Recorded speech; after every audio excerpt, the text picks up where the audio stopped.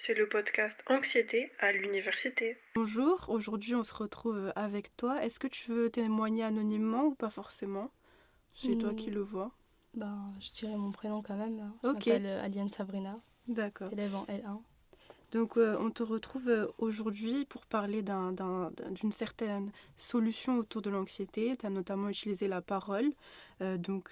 L'anxiété et l'utilisation de la parole, c'est le sujet de notre podcast.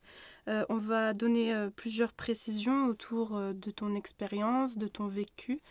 Et on va également parler de ton rapport à l'anxiété à l'université et de certaines stratégies donc, que tu as mis en place. Stratégie, c'est un grand mot, mais de certaines solutions que tu as mis en place pour pouvoir vaincre cette anxiété. Est-ce que tu veux te présenter un peu plus largement que ça ou on commence plus dans les questions de ton vécu? C'est toi qui sens. J'ai pas vraiment beaucoup de choses à dire, c'est juste que je suis venue, c'est ma première année en études supérieures Mhm. et que ça change du format habituel du lycée ou du collège où on est, je sais pas comment expliquer, où on est vraiment un petit groupe à avancer tous ensemble et que là, la fac, on est plusieurs groupes, pas le même vécu, pas la même chose. Ok. Bon, bah alors on va commencer la première partie, donc qui est plus autour de ton vécu de l'anxiété. C'est un gros dos, je sais pas, mais en tout cas pour ma part, ça en est un. Quand est-ce que tu as pris conscience de ton anxiété? Est-ce qu'il y a eu des événements durant ton enfance ou plus tard? Alors, personnellement, je sais que, on va dire, dans les environs de 15 ans, j'en ai quand même pris conscience. En fait, c'est un moment de ma vie où je ne saurais pas comment l'expliquer correctement, mais c'est comme si j'étais redevenue vraiment le personnage principal de ma vie parce que j'avais l'impression de juste vivre ma vie comme quelqu'un qui regarde sa vie. Hmm. Du coup, je percutais pas vraiment ce qui se passait. Et je pense que c'est le moment où j'ai compris tout ce qui n'allait pas. En fait, j'ai compris que c'était moi qui ressentais un mal-être à l'école ou même dehors. Et je sais que ça m'a aidé quand j'ai parlé avec une amie où en fait elle a remarqué, c'est une amie que je connais depuis la maternelle. Ok. Du coup, en fait, elle m'a vu quand même évoluer, on va dire, dans ma vie. Et en fait, c'est elle m'a fait tilter un peu en me disant, mais Sabrina, quand même, là, c'est peut-être pas bon ce qui se passe, peut-être faut voir par là. Hmm. Ok. Oui, donc c'est autour de tes 15 ans, en pleine adolescence, que tu as pris Oui. conscience. Et dans ce moment-là, si tu faisais certaines... c'était quoi tes symptômes? Des crises d'anxiété, des ruminations mentales? Est-ce que tu avais des choses précises qui t'ont fait dire, bah là, c'est un peu plus préoccupant que juste je suis pas très bien, quoi? Déjà, c'était quand j'étais en primaire, je sais que j'avais beaucoup de mal à être en cours vu qu'il y avait de l'harcèlement, Hmm. que j'étais pas suivie par les professeurs qui étaient limite contre moi. Et je sais que je le dégageais par... je sais que je pleurais, je sais que je stressais. Quand j'allais en cours, en fait, je me sentais tellement mal que je vomissais, c'était vraiment atroce. Mais Je comme connais je l'ai ça aussi. dit, comme je l'ai dit, en fait, comme je me sentais pas dans ma peau, j'avais l'impression d'être quelqu'un d'autre qui regardait ma propre vie. Hmm. En fait, je sais pas, je cherchais pas plus loin. Je savais que ça allait pas, mais je continuais. Et après, en fait, à partir de 15 ans, je me suis vraiment posée. Je pense que tous les adolescents à ce moment-là, ils se sont posés et ils ont réfléchi. Oui. Et à ce moment-là, je me suis dit, c'est quand même bizarre. Là, c'était même en seconde. Je commençais vraiment à... Quand j'allais à l'école, je me sentais super mal. Je voulais même plus y aller. C'était horrible, quoi. Hmm. Ok, je comprends. Euh, et comment tu as un peu géré tout ça? Tu nous parlais tout à l'heure de ton ami qui t'a aidé à en prendre un peu conscience, même beaucoup de ce que tu nous dis. Est-ce que avant cette période de l'université, tu as mis en place, est-ce que tu es arrivé tout simplement à gérer cette anxiété dans le milieu scolaire ou dans ta vie en dehors de la scolarité? Comme j'avais du mal avec les gens, je sais que je m'étais plus tournée sur les réseaux sociaux. Je suis allée sur Discord, je sais que c'est un endroit où on peut être regroupé avec des gens qui sont comme nous. Mhm. Du coup, c'est là où je me suis fait plein d'amis et que je me suis un peu plus ouverte aux gens. Parce que même, j'étais pas face à eux. Donc quand je parlais, je savais que j'avais le temps de réfléchir. Si ça se passait mal, je pouvais ne plus du tout leur parler. C'est dire que dehors, on va dire à l'école, les gens, ils sont face à toi, ils Mhm. t'attendent que tu répondes. C'est vrai. C'était angoissant. Mais je sais que pas à pas, c'est des bonnes fréquentations. Puis je sais que je me suis tournée un peu vers le développement personnel. Ok. J'ai commencé à regarder des vidéos, lire, penser vraiment à moi. Et à partir de ce moment-là, ça allait quand même un peu mieux. Parce que j'ai pu même commencer à parler, dire qu'avant, je parlais jamais de Ouais. ce qui allait mal. Et est-ce qu'il y a une certaine timidité derrière tout ça, avant tes 15 ans, qui t'a un peu placée comme spectatrice de ta vie? Oui, après, je sais que j'ai été timide jusqu'à à peu près 16 ans. J'avais beaucoup de mal, même juste, genre quand j'allais au resto, demander un truc en plus, j'avais trop du mal. C'était, je sais pas, j'arrivais pas à parler aux gens. Et je sais que, à force, je me suis un peu forcée. Je sais que j'ai eu plus d'amis, plus ouverts. Du coup, ça m'a aidé à m'ouvrir, vu que le groupe d'amis augmentait. Mm. Puis après, c'est les concours d'éloquence aussi qui m'ont aidé. J'imagine. Ok, d'accord. Euh, et tu nous parlais aussi de ton zozotement. Est-ce que tu as envie de développer un peu plus sur ça? Tu te sens à l'aise? C'est toi qui vois. Ben, je sais que mon zozotement, je l'ai eu quand même très tôt. Mm. Bon, quand on est en maternelle, on se dit que c'est normal. Primaire, je sais que mes parents, bon, ils voyaient que c'était bizarre, mais en fait, ils prêtaient pas assez attention à ça. C'est-à-dire que ben, c'était vraiment important, quoi. Oui. Une jeune fille qui a peut-être 10 ans, qui zozote, qui a du mal à lire et tout, c'était un peu dur, surtout qu'à l'école, ben, quand on lisait des livres, on faisait lire tout le monde. Et quand ça passait à moi, je sais que j'étais vraiment mal, tout le monde me regarde, je zozote, je bégayais sur des mots. Et je sais que ça a été source de blagues, quoi. Mais Mm.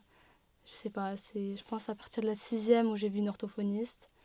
Et après, en fait, c'est à force, c'est parti à peu près. Ok, oui, bah là on l'entend pas du tout, franchement.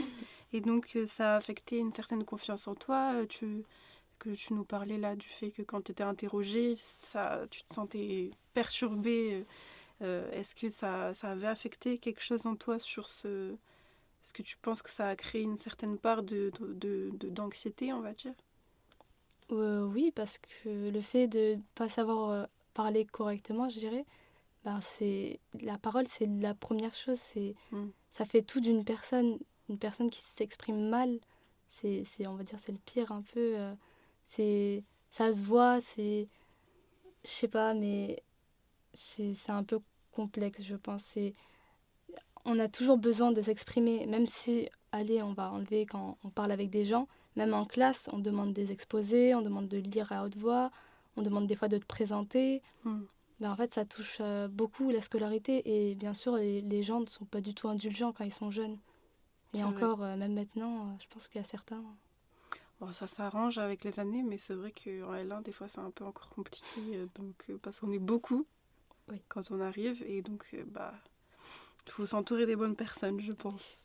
Et donc, tu nous parlais d'un harcèlement scolaire. Est-ce que tu souhaites développer un peu plus sur ça? Oui, enfin, c'est.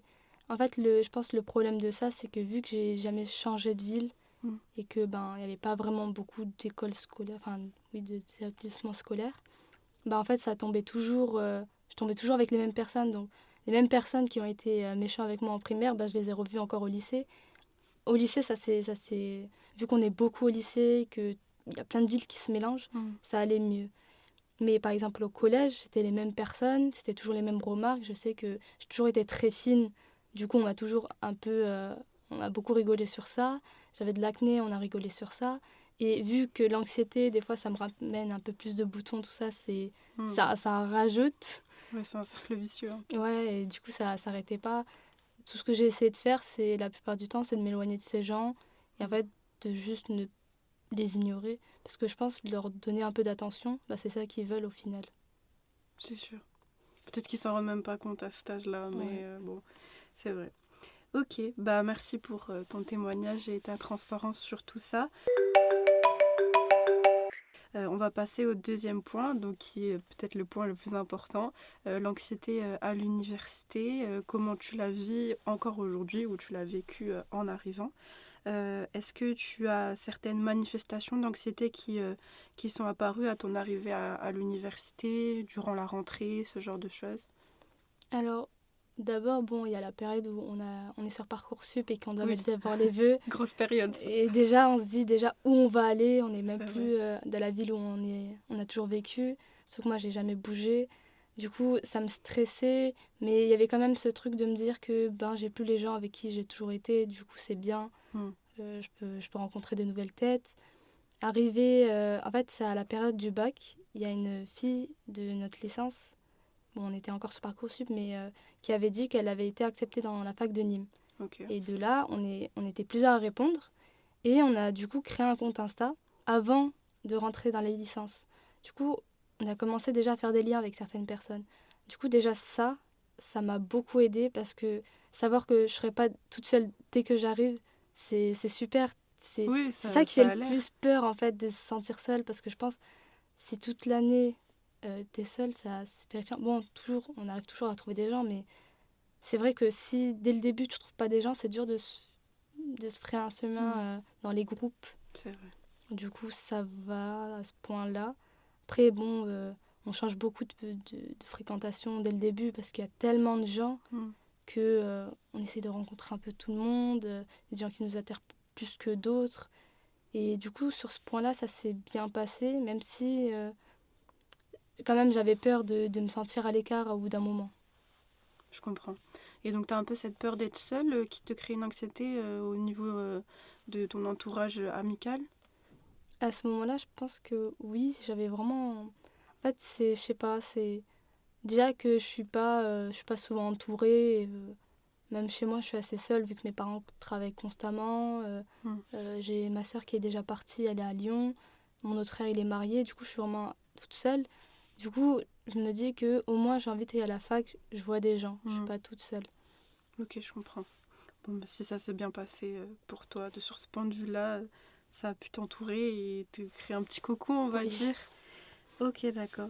Et est-ce qu'il y a des situations spécifiques qui te stressent à l'université, comme le contexte des amphis, le fait de prendre la parole, les projets?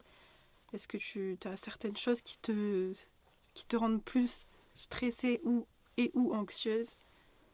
Alors, dans les amphis, je sais que, par exemple, on peut prendre la parole quand même pour poser des questions, mais je sais que j'ai du mal quand je suis au fond.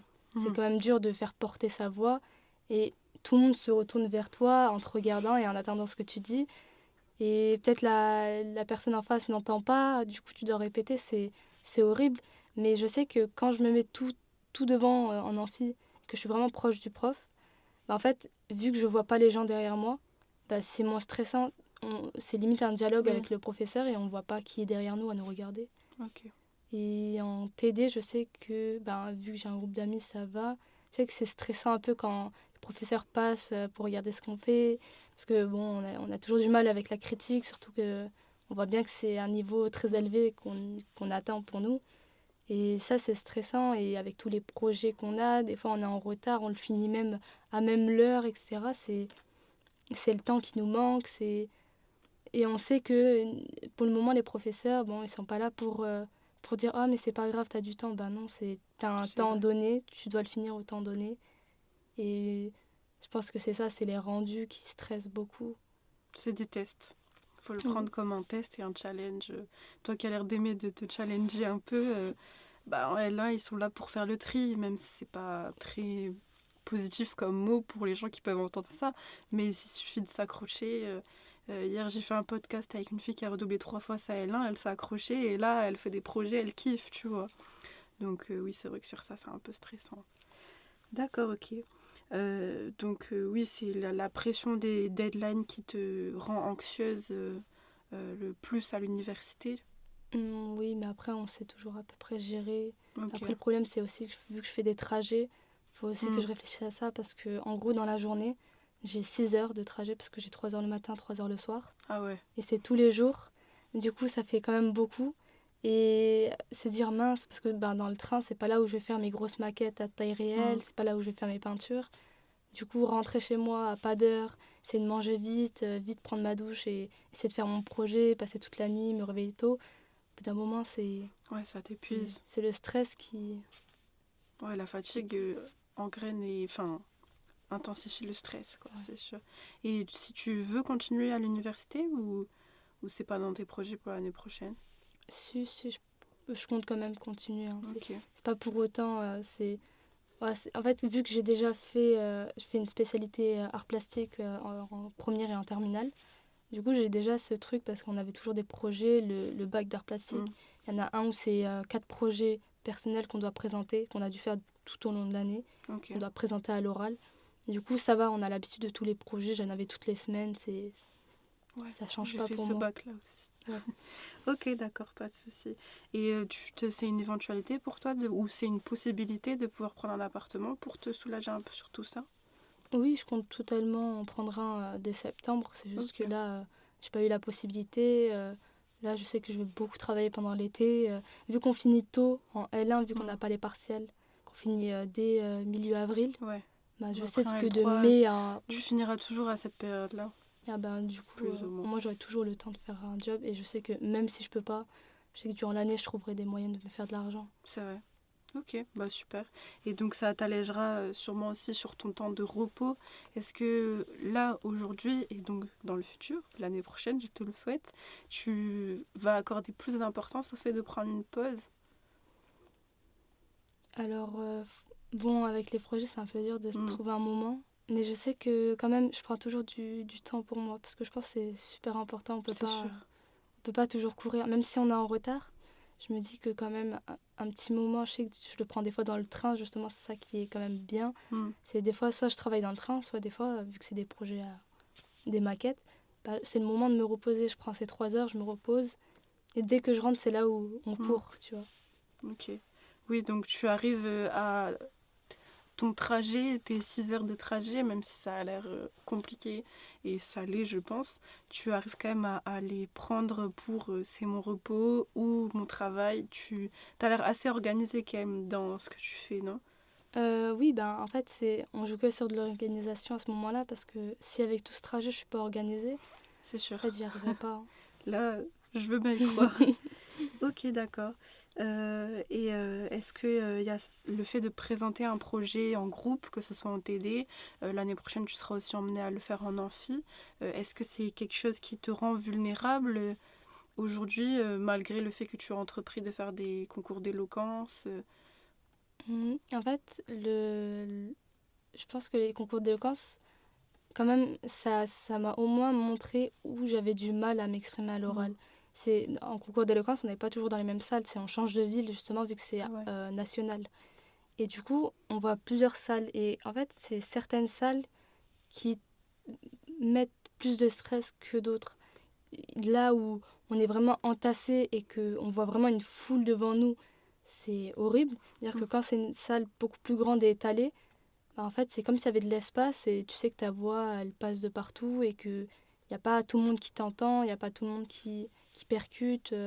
Du coup, c'est moins stressant, je dirais.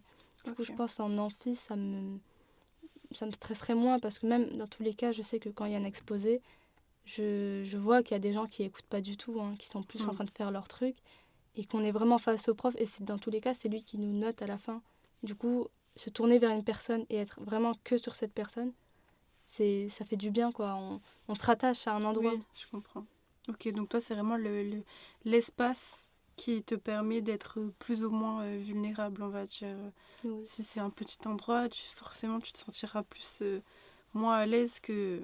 Mais c'est quand même particulier en tout cas. Enfin, ça m'étonne personnellement que tu dises que oui, tu te sens plus à l'aise dans un amphi que dans un petit endroit avec beaucoup de monde. C'est-à-dire que tu te sens plus à l'aise de prendre la parole en amphi ou en TD? Mais en fait en amphi, enfin là il y a peut-être, enfin on est beaucoup quoi Oui. et la plupart ne me connaissent pas du tout. Ils m'ont peut-être vu une fois passer et c'est tout. Il y en a qui sont pas du tout dans mon groupe de TD. Hmm. Du coup, bah, ils savent pas qui je suis. Ils m'écoutent à moitié parce que c'est pas vraiment le truc le plus intéressant d'entendre quelqu'un faire un exposé. Ils font leur truc à côté. Personnellement, à ce moment-là, je vois pas de problème. On a toujours le stress parce que on est noté, on est face Hmm. à un juge. C'est pas un endroit où on est le plus fort, on va dire, mais on est vulnérable. Mais à part ça, ça va. Enfin, après, oui, c'est stressant d'être avec plein de gens, mais je trouve que c'est moins pire que quand on est dans un petit endroit avec des gens que tu connais Ok. et que des fois, c'est des gens qui ont peur de décevoir. Du coup, on a un peu peur de dire n'importe quoi et de se foutre un peu la honte. Oui. Ok, je comprends. Ok, bah c'est étonnant. Enfin, c'est vrai que moi aussi, je me suis sentie plus à l'aise de prendre la parole en amphi, étonnamment, parce que moi, j'aime pas du tout prendre la parole devant beaucoup de monde, tu vois, que en TD, et c'est vrai que ce que tu nous fais remarquer, c'est plutôt vrai. Donc, c'est intéressant. Ok, et tu nous parlais forcément tout ça, du fait que les gens te connaissent, et du fait que quand tu étais à l'école plus petite, tu avais du mal à lire, ce genre de choses. Est-ce qu'il y a une certaine peur du jugement chez toi qui a créé ton anxiété? Est-ce que... euh, enfin, comment je peux expliquer ça? Est-ce que tu as une sorte d'anxiété sociale qui est due à cette peur du jugement, qui s'est peut-être estompée avec les concours d'éloquence? Alors, je sais que quand j'étais plus jeune, oui, dans tous les cas, même, je pense que tout le monde a un peu peur du Mm. jugement.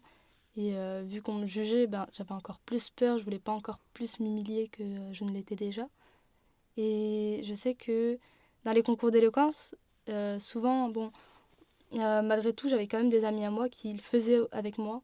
Du coup, devant elles, j'avais pas peur parce que c'est des Ouais. amis proches qui ne me jugeront jamais.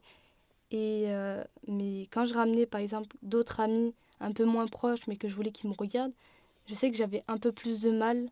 Et c'est là où, par exemple, la première fois où je l'ai fait, le jour où j'ai ramené quelqu'un que je connaissais à peu près et que je voulais qu'il me regarde, c'est ce jour-là où j'ai perdu dans le Ouais, concours. je comprends. Et parce que se sentir regardé par une personne avec qui on connaît, mais c'est quelqu'un juste de l'école, mais que tu voulais quand même que cette personne vienne, et te dire mince, tu l'as vendu du rêve en disant je fais des concours Mm. d'éloquence, et que tout d'un coup tu es vraiment face à lui, face à tout le monde, c'est stressant, c'est Faut que tu sûr. sois caché dans un Oui, coin. Je lui dis, tu mais, viens, tu me dis pas où t'es dans la salle, tu te caches au fond là-bas. mais c'était horrible. En plus, c'était dans un tribunal, il s'est mis vers le devant, je me suis dit, Ah oui, merci. tout regroupé pour C'était je vraiment. suis là. Oui, vraiment. Et il s'est pas caché, quoi. Il regardait et tout. Ouais, Mais bon, ok, c'était un bon pote. Du coup, ça m'a fait rire à la fin, quoi. oui. Donc c'était une peur du jugement, mais là t'étais quand même plus à l'aise avec le fait que tu le connaissais déjà, quoi. Oui. Et donc on va aborder la